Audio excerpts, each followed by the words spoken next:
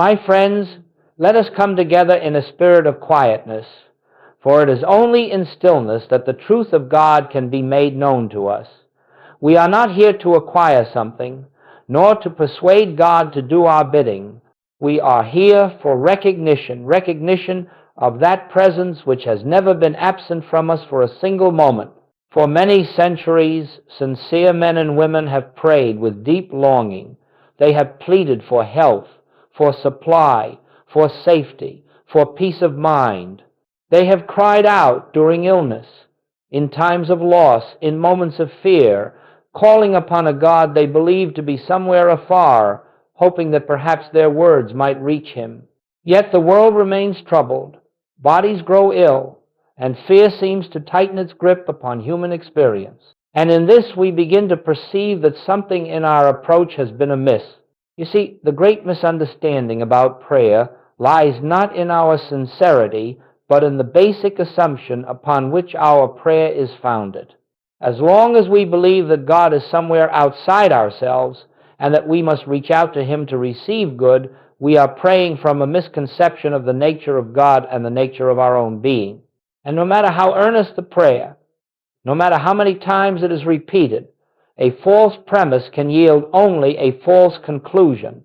We have been taught, often unconsciously, to think of God as a kind of heavenly power separate from creation, who must be persuaded to act. We imagine that if only we phrase our prayers correctly or with enough fervor, God will intervene and set aside the very laws of life on our behalf. This is a great human illusion, the belief that God responds to our pleading, that God withholds until we ask, that God requires instruction from us. But the truth is far more beautiful, far more liberating, far more intimate than that. God is not a power who must be moved to action. God is the very life, the very substance, the very being that animates you. The kingdom you have prayed to reach is not distant. It is within your own consciousness, and therefore to pray by asking is to deny the very truth for which we seek. Prayer, as the world knows it, is an attempt to bridge a separation that has never existed. And as long as we pray from that sense of separation, we remain outside the awareness of the presence that is our life. But when we begin to perceive that the divine presence is the eye of our being, that God is the very consciousness through which we pray, we discover that prayer is not a request, it is a recognition. This misunderstanding is the reason why prayer so often seems unanswered. For we have been trying to reach a God who is not out there. We have been trying to persuade a presence who is already fulfilling, maintaining, and sustaining all creation in infinite perfection. We have been trying to change that which in truth is already complete. And so, as we enter this study together, let us be willing to lay aside every preconceived notion of prayer. Let us be willing to release all the forms, all the rituals, all the words we have used to implore God, and open ourselves instead to the realization that God is not someone to whom we speak, but the very reality of our being. Once we understand this, prayer becomes not a reaching out, but a resting in, not a striving, but a yielding, not an attempt to bring God into our experience, but an awareness that God has never been absent from it. When we approach prayer from this standpoint, we begin to taste the peace that passes understanding, and in that peace harmony flows, not because we have asked, but because the presence that is our life reveals itself.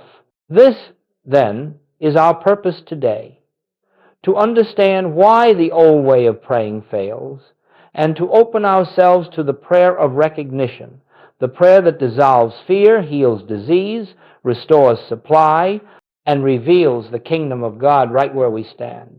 My friends, let us continue in the same stillness with which we began, for truth can only be understood in quietness. when the mind is racing, when fear is speaking, when desire is clamoring for fulfillment, the spiritual ear is closed. And it is with the spiritual ear, never the human intellect, that we perceive the nature of God. Now, let us look deeply at the central error that has kept humanity in bondage for thousands of years. It is the belief, often hidden beneath religious devotion, that God is a power existing somewhere outside of ourselves.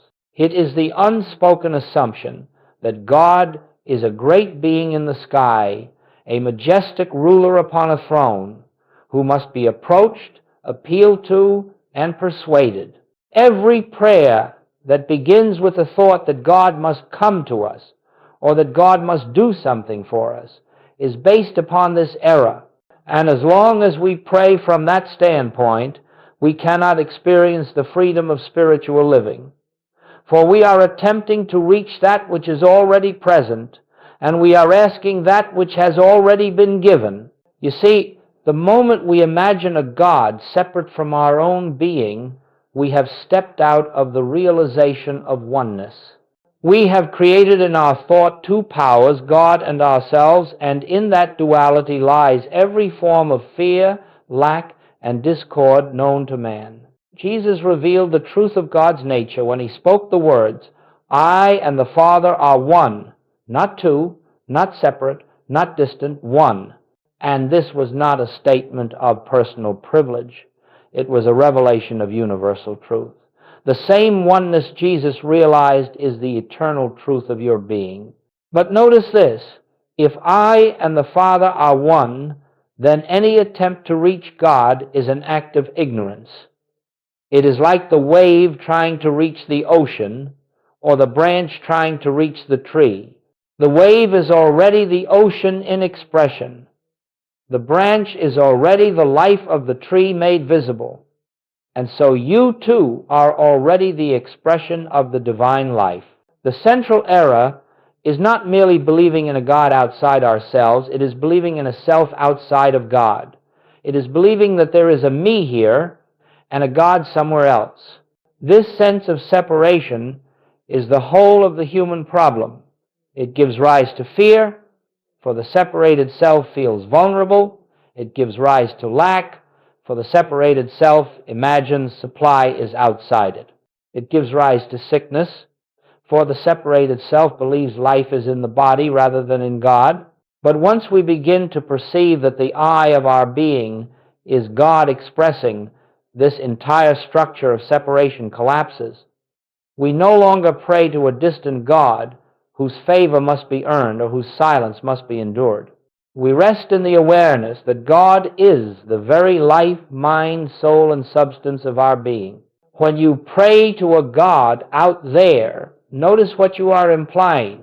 You are implying that God is not already here. You are implying that the presence must be summoned. You are implying that the kingdom must be entered rather than recognized. And in that moment of implication, you have denied the truth you seek to realize. God does not come and go. God does not wax and wane. God does not appear when we plead and disappear when we forget. God is the infinite, ever-present life that is living itself as you. And when we turn within, not to ask but to behold, we feel the assurance of this presence. This is the meaning of Jesus' statement. The kingdom of God is within you. It is not a poetic sentiment. It is spiritual law. And until we embody this law, prayer remains ineffective, for we pray from separation instead of union. The practice of spiritual living begins the moment we stop looking outward and begin recognizing the divine center within our own consciousness. We are not seeking God, we are discovering that the one we have sought has never been absent. We are not traveling toward God, we are awakening to the realization that God is the light of our awareness, the life of our breath, the presence of our being. When this understanding dawns, prayer becomes a communion, not a request, a recognition, not a petition, a resting, not a striving, for there is no longer a God out there to be reached. There is only the One expressing itself here, now, as the I that I am. Let us continue, my friends, in the same atmosphere of quiet receptivity. Truth does not enter where there is strain or effort. It steals upon us gently, like a soft breeze moving through an open window. And so let our hearts remain open, our minds at rest, and our awareness drawn inward to that sacred center where truth reveals itself.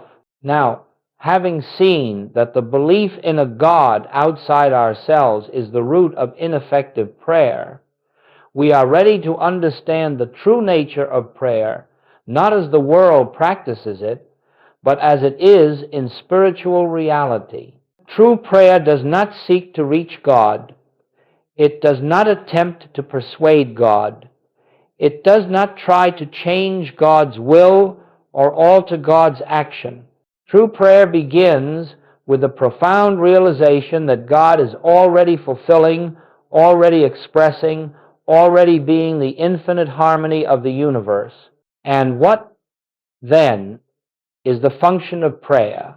Prayer is recognition, the recognition of God as the one and only presence, power, and life of all being.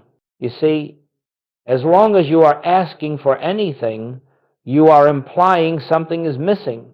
You are affirming lack, even while seeking supply. You are affirming illness, even while seeking healing. You are affirming separation, even while seeking union. This is why petitionary prayer cannot reveal the kingdom. It is founded on the belief that something real is absent and must be brought in. But in the presence of the infinite, nothing is missing. Nothing needs to be added to the fullness of God. Therefore, true prayer is not a reaching outward, but a sinking inward. It is not moving toward God, but resting in God. It is the quiet realization that the very presence we have sought is the life that animates our being this moment, the intelligence that thinks as us, the love that beats as our heart. Prayer becomes a state of recognition, recognizing that harmony is the nature of God and therefore the nature of our being, recognizing that wholeness is the nature of God and therefore the nature of our being, recognizing that abundance is the nature of God and therefore the nature of our being. We do not bring these qualities into existence. We recognize them as the eternal truth behind all appearance. Every great spiritual teacher has known this.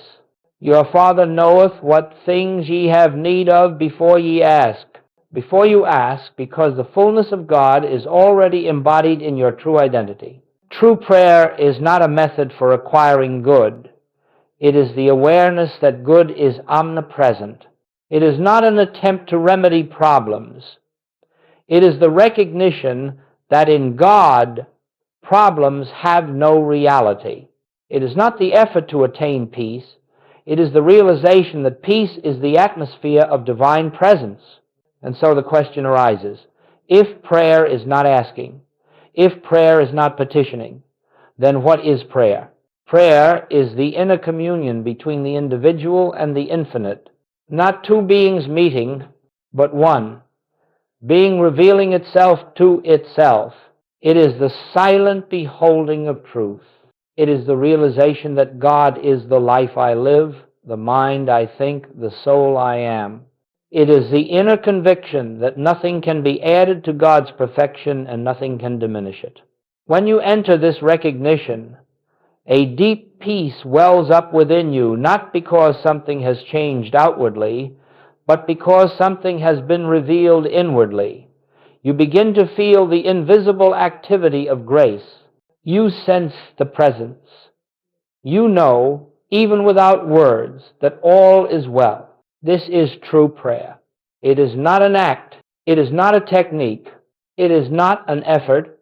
It is the state of consciousness that knows God as the only reality and therefore fears no appearance, needs no protection, and seeks no supply.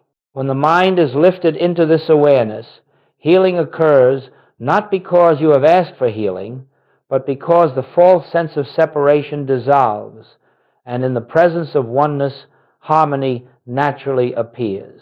True prayer is a state of illumination. It is the recognition of what has always been, is now, and forever will be. Let us continue, my friends, in the same hush of inner listening, for the truths we will touch now penetrate deeply into the fabric of our spiritual life. These truths cannot be grasped with the analytical mind. They can only be recognized in the quiet depths of our being. We have seen that true prayer is not asking, not pleading, not requesting anything of God. And yet we must look honestly at the fact that much of the world prays in this way, calling upon God for intervention, pleading for relief, crying out in desperation. And we must also acknowledge that from time to time, such prayers appear to be answered. Something improves, something changes, something seems to respond. And so the human mind concludes that petition must work. But let us look deeper. Petitionary prayer, asking God for things, does not touch the realm of spirit. It does not change the nature of truth. It does not awaken us to the presence. What it may do, occasionally, is alter the outer picture through the level of human thought or emotion. It may produce a temporary relief, a shift in circumstance, a rearranging of effects. But this is not spiritual healing. It is not grace. It is not the action of God. Any so-called answer to petitionary prayer is not a divine miracle.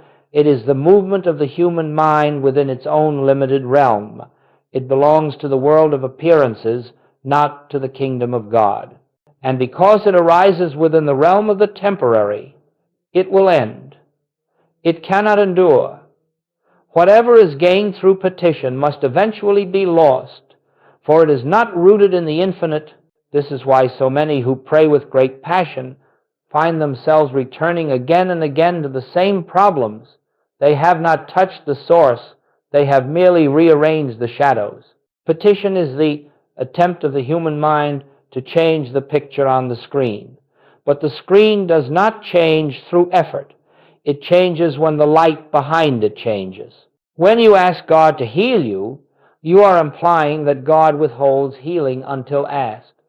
When you ask God for supply, you are implying that God dispenses good in response to human desire. When you ask God for protection, you are implying that danger is real and that God's presence must be summoned to overcome it. These implications are false, and no prayer founded upon a false premise can yield spiritual fruit. The truth is this: God does not respond to human desire. God does not move because we plead. God does not change because we request. God does not intervene because we are afraid. God is infinite, unchanging harmony, ever present, ever flowing, ever expressing. The activity of God is perpetual fullness, perpetual wholeness, perpetual love. Nothing can be added to this. Nothing can be removed from it. Our asking does nothing to alter God. Our asking only reveals our ignorance of God. This is why asking never works, because the one who asks is the human sense of self, and the human sense of self has no connection to reality. And yet, why does asking seem to work occasionally? It seems to work because the human mind, when intensely focused, can temporarily shift the outer picture. This is the realm of suggestion, emotion, and mental force. It is not spiritual. It is not eternal. It is not grace. It is simply the movement of the mind within its own illusion. When the wave crashes, the form is rearranged, but the ocean has not changed. What we seek is not the rearranging of forms, but the realization of truth. And truth does not come through begging. Truth comes through recognition. The moment we stop asking, the moment we stop pleading, the moment we stop trying to get God to act, we become still enough to feel the presence that has been acting all along. We discover that God's grace has never been withheld. that supply has never been absent, that health has never been destroyed, that harmony has never been lost. All of these appear absent only from the standpoint of a mind that believes in separation. And so we see why asking does not work, because the one who asks is the illusion. Truth does not answer illusion. Truth dissolves illusion. And therefore, we must come to prayer not as beggars, but as beholders, not seeking favor, but recognizing fullness, not pleading for change, but awakening to the perfection that already is. The moment we stop asking, we open the door for grace. Grace does not come because we stop asking. Grace is revealed because we become quiet enough to notice it. This is why prayer without request, prayer without petition, prayer without desire is the only prayer that heals. For it is the only prayer in which God can be known as God is omnipresent, omnipotent, and omniscient. Let us go on now, my friends, still in the atmosphere of quiet resting. For what we are approaching is not philosophy, nor theory, nor doctrine. It is the living center of spiritual realization. If we grasp this, even dimly, even fleetingly, something within us begins to awaken to a life we have never known. Up to this point, we have seen that the God we have sought out there cannot be found through petition, desire, or effort. We have seen that asking God for help never touches the realm of spirit, and that true prayer begins with recognition, not request, but recognition of what? Recognition of the nature of God, yes, but more importantly, recognition of the nature of the self. The foundation of all spiritual prayer is the understanding of the I of your being. Until this is known, not intellectually, but inwardly, prayer remains a struggle. But the moment it is perceived, even faintly, prayer becomes effortless, healing becomes natural, and harmony becomes the ordinary activity of your life. Now listen carefully, for this is the turning point of the entire spiritual path. The I that you call I, the I that sees, hears, knows, the I that lives is God. I do not mean your personal sense of I, the ego that has a history, opinions, desires, and fears.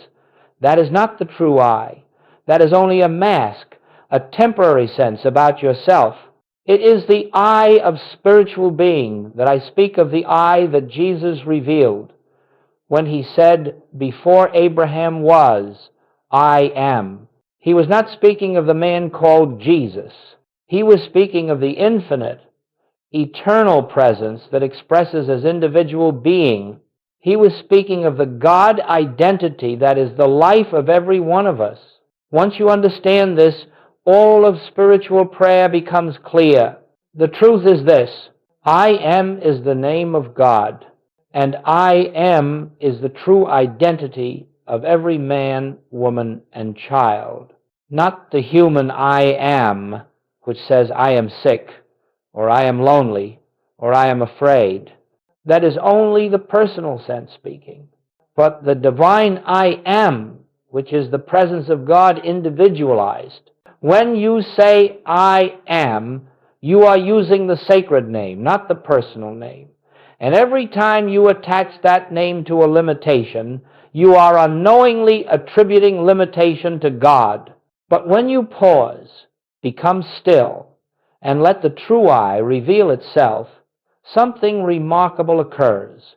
Your prayer becomes communion with your own source. Your prayer becomes union with the presence that animates your being. Your prayer becomes the silent recognition that I am is the fullness of God expressing here and now. This is why asking God for healing denies the truth. The I that I am has never been sick. The I that I am is infinite life, pure spirit, incapable of disease. This is why asking God for supply denies the truth.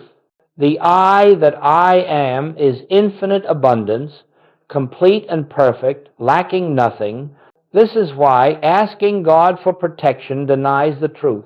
The I that I am is the presence in which there is no danger, no threat, no opposing power. You see, when you pray from the standpoint of I, a person, am asking God, you are praying from illusion.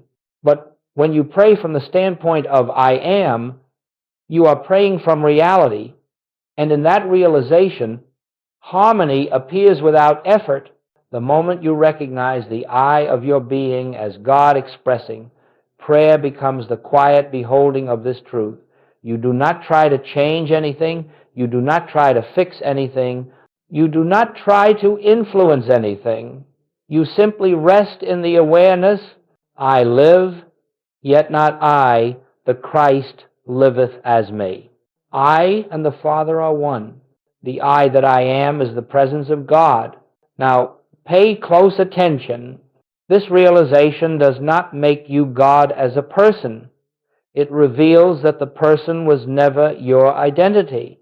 The human self is not divine. The personality is not divine. The body is not divine.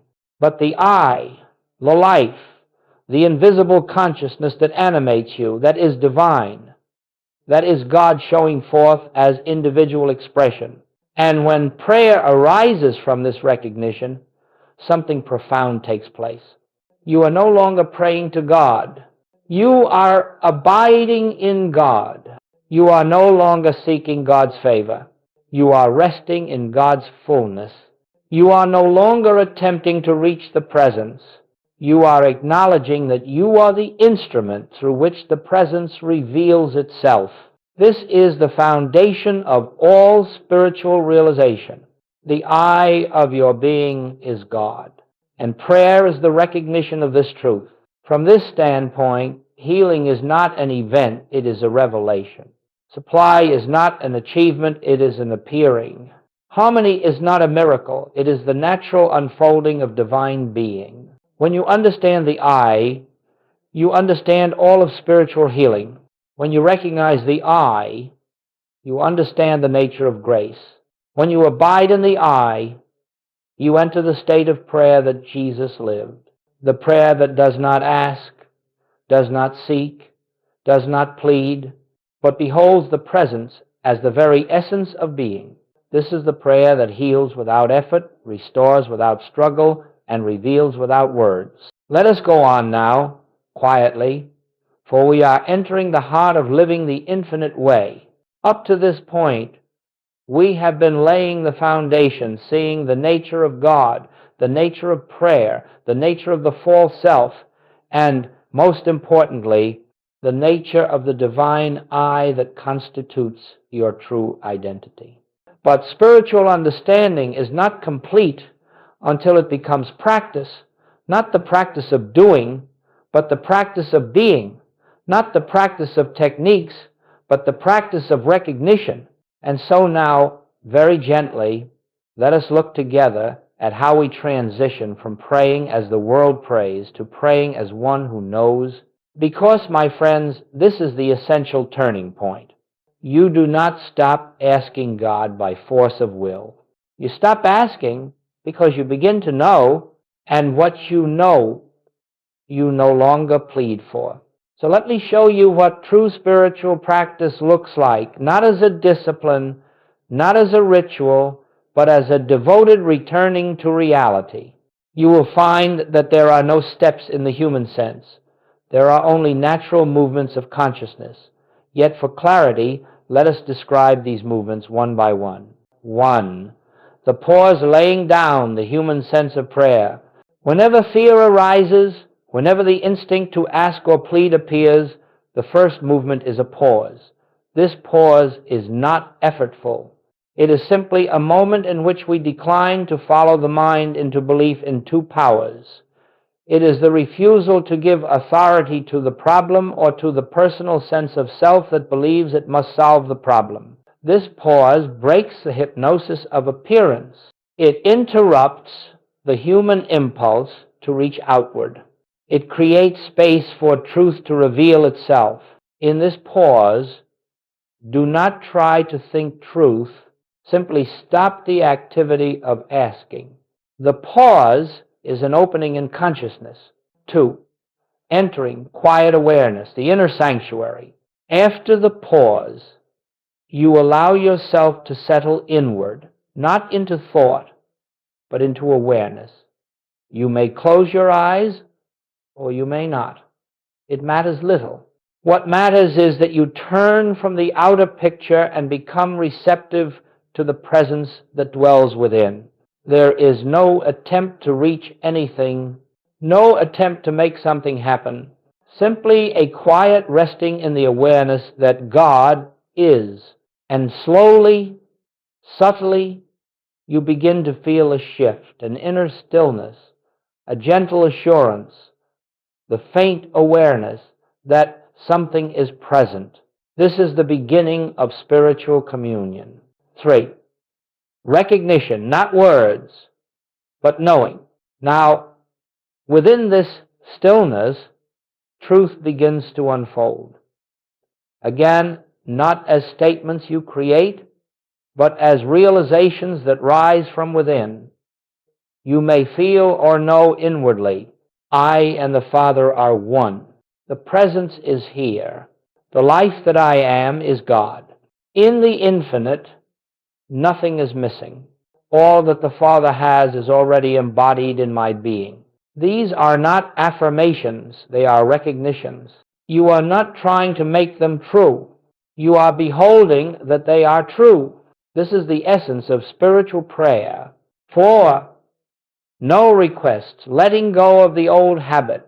As you rest in recognition, you will notice that the desire to ask begins to fall away, not because you force it, but because it becomes unnecessary.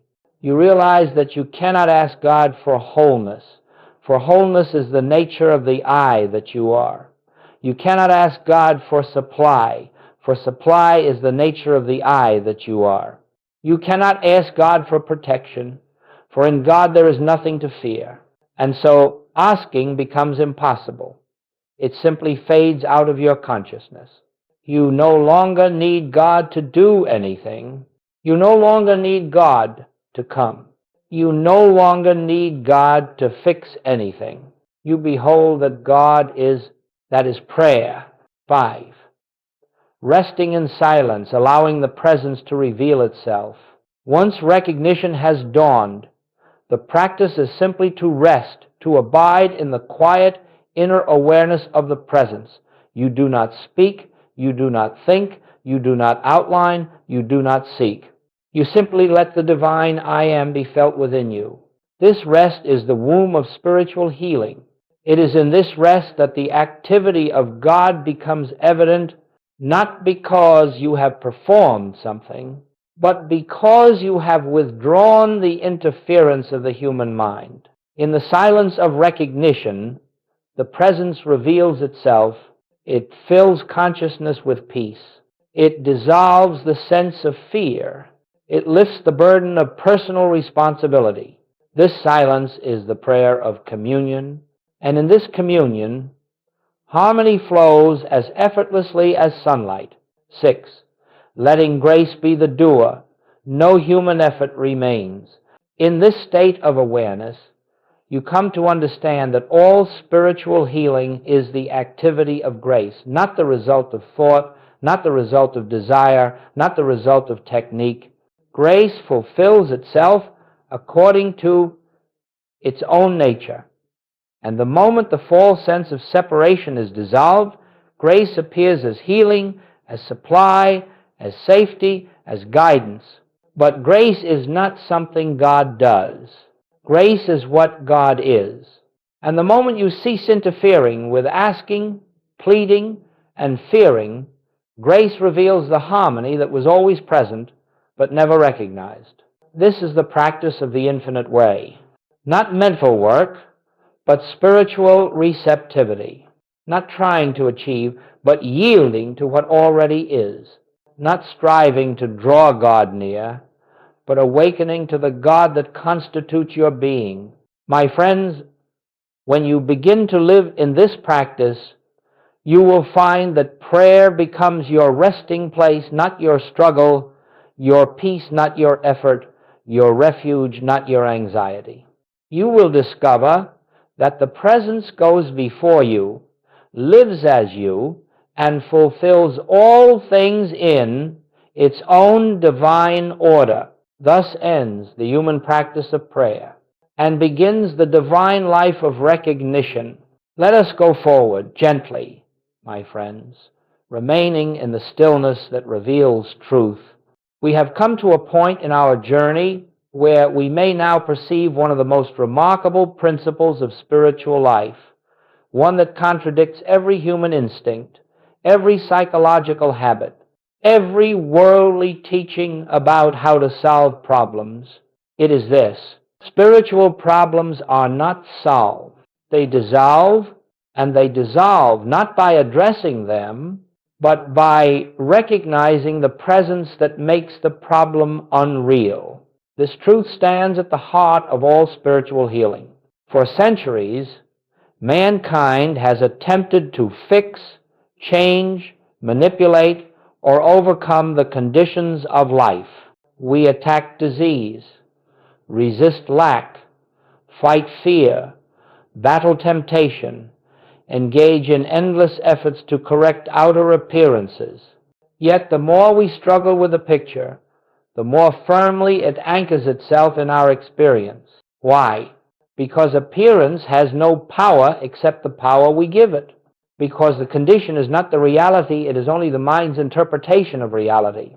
Because the problem exists only in the realm of separation. Goldsmit often said, the problem is never in the outer circumstance. The problem is the belief in a self apart from God. And once that belief dissolves, the outer picture loses its seeming reality. You may ask, but if I do not address the problem, how will it change? This question arises only as long as we believe the problem is in the condition, but the moment we realize that the root of all discord lies in the false sense of identity, the moment that illusion is touched by the light of truth, the appearance has no foundation on which to stand. A shadow does not need to be corrected. It disappears in the presence of light. So let us look at this closely. 1. No spiritual healing ever touches the condition. Not one true healing in the history of spiritual realization has ever changed matter or altered a physical condition or corrected a human circumstance. The healing takes place exclusively in consciousness when the false identifies itself as false and the true is revealed. When you pray from the standpoint of I must be healed, you strengthen the belief that you are sick. When you pray from I must be supplied, you strengthen the belief that you lack. When you pray from I must be protected, you strengthen the belief in danger. In each case, the personal sense is reinforced, and therefore the problem persists. But when you pause, become still, and rest in the recognition, the I of my being is wholeness, the false image of sickness loses its authority. When you recognize the I of my being is infinite supply, the appearance of lack loses its foundation. And when you know the I of my being is the presence in which no threat exists, the sense of danger dissolves. 2. Problems dissolve when you stop giving them identity. Goldsmit would often ask a student, who is it that says, I have this problem? The moment you examine this question honestly, the answer becomes clear. It is not the divine I that says, I am sick. It is not the divine I that says, I am afraid. It is not the divine I that says, I am failing. These statements arise solely from the personal sense of self, the finite, separate, human concept that has no existence in God. The divine I, the presence that is your true being, cannot be sick, cannot be lacking, cannot be endangered. Therefore, the moment you identify yourself with the divine I, the problem is stripped of identity. It has no one left to cling to. It falls away as effortlessly as a dream upon waking. This is why spiritual healing often appears miraculous. Not because something extraordinary has occurred, but because the illusion has been recognized as illusion. 3. Illusion dissolves in the presence of truth. Do not try to heal the body. Do not try to change the condition. Do not try to fix the circumstance. Instead, rest in the awareness. I am is the truth of my being, and in that truth no discord exists. As you do this, not as a technique, but as recognition, the light of truth shines, and as light shines, darkness cannot remain. Darkness is not driven out. It simply vanishes, for it never possessed reality. Likewise, the problems of human existence vanish in the presence of realized oneness, not by human effort, not by mental power, but by the nature of the presence itself. 4. The outer picture rearranges itself spontaneously as the false sense dissolves. Harmony appears as the natural activity of grace. You may find the body regains health. Supply begins to flow. Relationships soften and heal. Guidance becomes clear. Fear falls away. Circumstances shift with a gentleness that requires no force. But notice this. You did not heal anything. You did not fix anything. You did not manipulate anything. You simply recognized what already was. And in that recognition, the picture changed. This is why Goldsmit said, the only healing is the realization of God. When God is realized, the problem is not solved, it is dissolved. 5. The solution has nothing to do with the condition. This truth may seem strange at first, but as we grow in spiritual insight, it becomes simple and self-evident. Spiritual healing is never dependent upon the nature of the problem.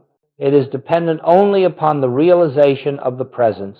Whether the issue appears to be physical, financial, emotional, or relational, it is the same illusion, and the same light dissolves it. 6. We never treat problems, we reveal God. Thus, in true prayer, we do not treat disease. We do not treat lack. We do not treat fear. We do not treat sin. We do not treat failure. We reveal God. We reveal the I am. We reveal the one presence, and where one presence is recognized, two powers cannot exist. Therefore, the entire structure of the problem collapses.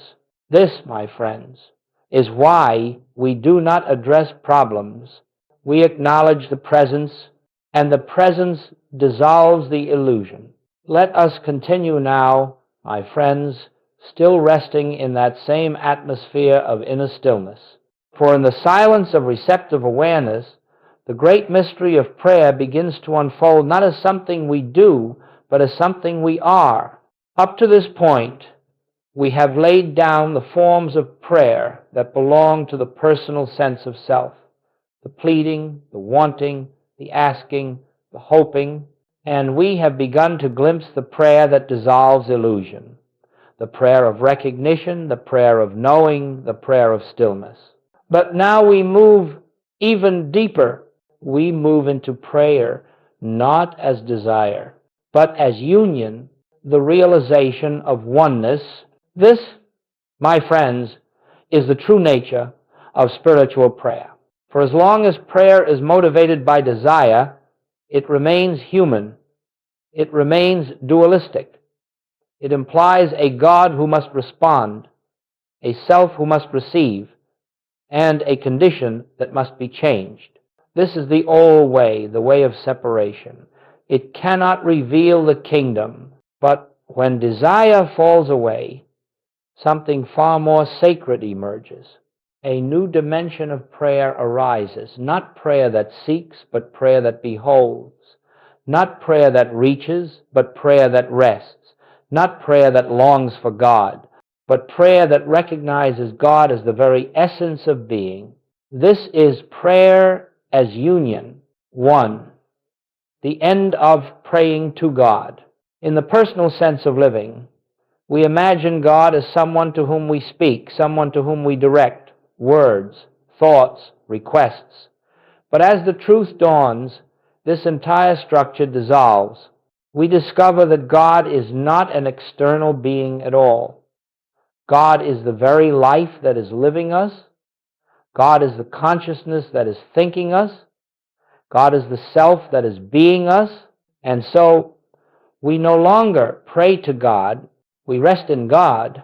We commune as God expressing. Goldsmit said, prayer is the union of the soul with its source, not the union of two beings, but the recognition that there is only one. 2. Desire quiets because fullness is recognized.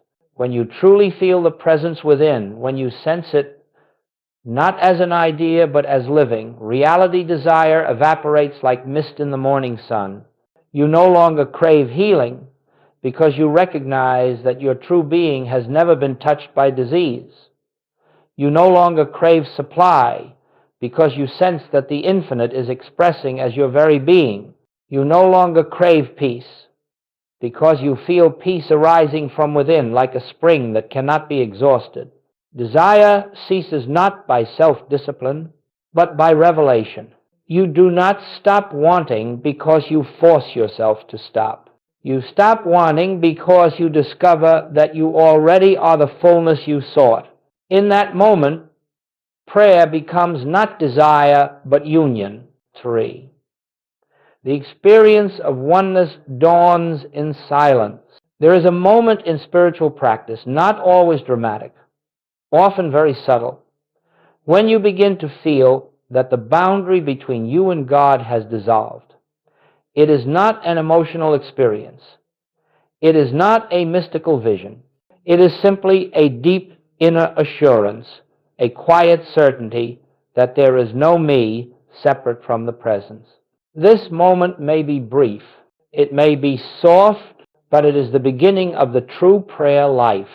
For in that recognition of oneness, you realize that prayer is not something you offer to God. It is something God is doing in you. Prayer is no longer an action of the mind. It is an activity of the soul. 4. The nature of this union. What is this union? It is the awareness that the life you feel pulsing within you is God's life. The intelligence that thinks you is God's intelligence. The love that moves through your being is God's love. The I that you call I is the I am. In this union, prayer becomes a state of resting in that recognition. There is no asking because there is nothing to ask for. There is no separation because there is nowhere to go. There is no desire because all is present. Goldsmit would say, you do not enter the presence. You awaken to the presence that has always been. This awakening is prayer. 5.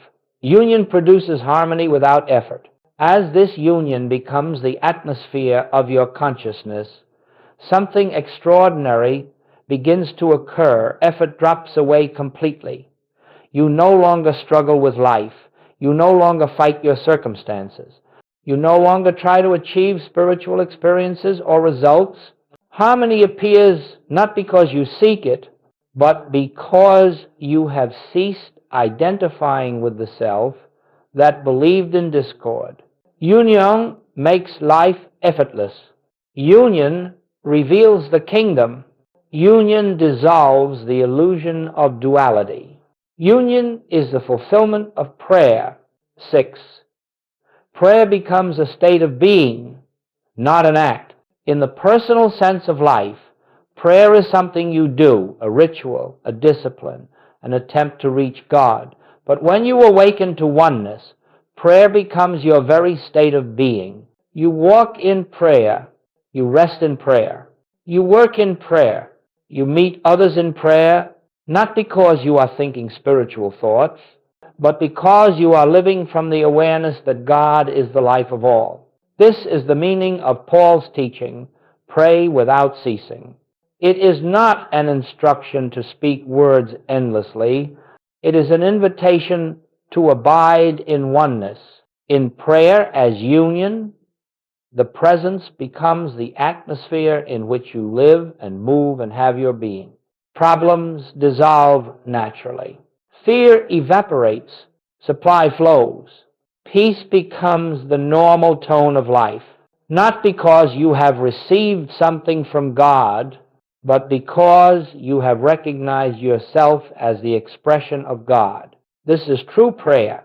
This is living the infinite way. And now, my friends, as we come to the close of this time together, let us remain in the same stillness that has carried us through this journey. For in spiritual teaching, the ending is never an ending. It is an invitation, a doorway, a turning inward. What we have contemplated together must never become merely words or ideas or philosophies. These truths must be lived not occasionally, not only in times of need, but moment by moment, breath by breath, as the foundation of your being. If there is one message to carry with you, let it be this: the presence is always here, always active, always expressing, always fulfilling itself as your life. You do not need to find it. You do not need to summon it. You do not need to convince it to bless you. You need only return again and again to the awareness of the I that is your true identity. This returning is the essence of the spiritual life. It may happen in the quiet of early morning. It may happen in the midst of your work. It may happen while washing dishes, or walking down a street, or resting at night. At any moment, you can pause and feel the gentle whisper of truth. I am. In that instant, the personal sense softens, the burden lifts, the fear dissolves, and you find yourself once again resting in the eternal presence that never leaves you. This is not effort. This is not discipline. This is remembrance. 1. The continual returning. Do not be discouraged if you forget. Every spiritual student forgets. Every mystic forgets. Even the greatest saints had moments of wandering thought or fear. Forgetfulness is not failure. It is an opportunity to return. And each time you return, each time you pause, each time you feel the presence, each time you recognize the divine I, your consciousness deepens, your awareness ripens. The light within you grows steady, stronger, more luminous. Returning becomes a joy, a refuge, a resting place. 2. Letting the presence live your life. As this awareness becomes the center of your being, you begin to discover something astonishing. You are no longer living life by personal effort. You are no longer relying on your own strength, intelligence, or will. You are no longer striving to make things happen. You find that life with a capital L is living itself as you. The decisions arise from a deeper place. The actions flow with ease.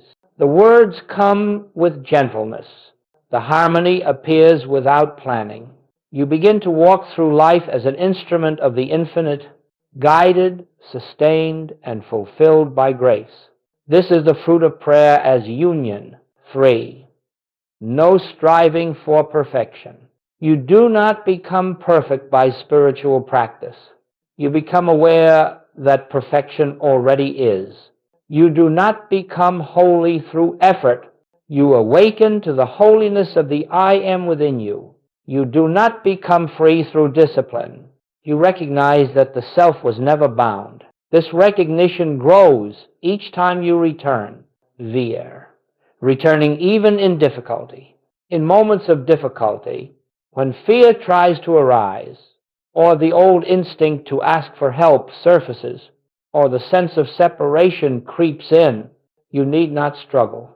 Simply pause, turn inward, and remember, the presence is here. The I of my being is God. All is well in the One. You need not solve the problem. You need not correct the condition, you need only return to the presence, and the seeming problem dissolves in the light of recognition. This is the great secret of the spiritual way. 5. Living the prayerful life.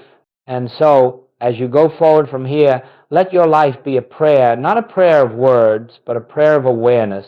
Let every breath remind you of the one who breathes you. Let every moment invite you back into the stillness. Let every challenge draw you into deeper trust. Let every joy deepen your gratitude. Let every encounter reveal the same presence in all. This is the life Jesus lived. This is the life the mystics discovered. This is the life Joel Goldsmith illuminated. And this is the life available to you right now. The presence is your very self. Return to it. Rest in it. Live from it. And let grace reveal the wholeness that was never absent. 6. Closing awareness. Let us end as we began, in silence. A silence filled not with emptiness, but with the fullness of the I am. A silence in which no request, no plea, no desire remains. Only the quiet recognition. The Father within me doeth the works. I and the Father are one. I am that I am. Rest here. Live here. Return here. And let your life unfold in the effortless rhythm of grace,